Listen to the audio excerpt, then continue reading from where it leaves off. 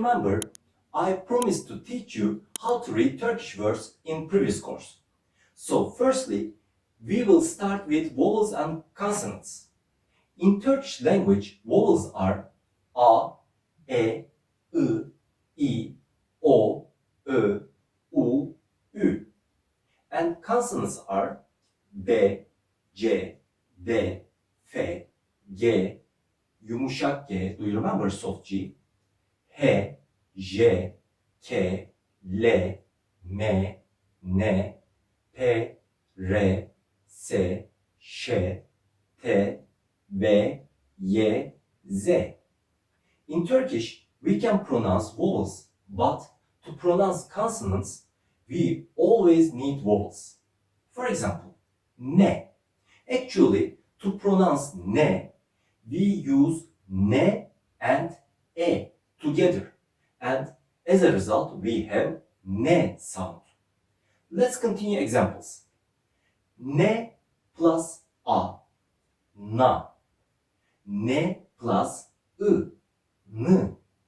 Ne plus i, ni. Ne plus o, no. Ne plus ö, nö. Ne plus u, nu. Ne plus ü, nü. I think you understood how to build syllable in Turkish. So, let's learn the rules about spelling out. We can summarize spelling out subject in 8 rules.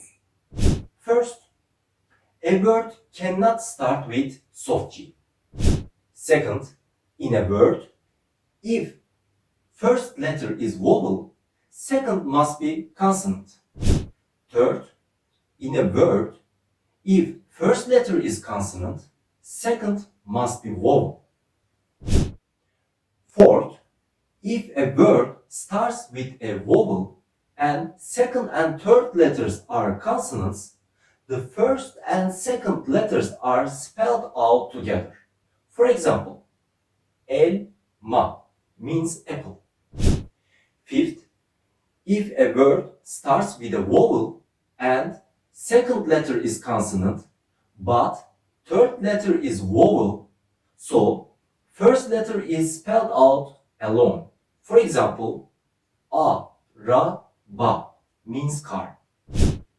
Sixth, if a word starts with a consonant and third letter is also consonant, but fourth is vowel, in this case, first and second letters are spelled out together. For example, kalem means pencil. Seventh, if a word starts with a consonant and third and fourth letters are consonants as well, first 3 letters are spelled out together. For example, koltuk, armchair means armchair. 8. If a word starts with a consonant and third letter is vowel, first and second letters are spelled out together.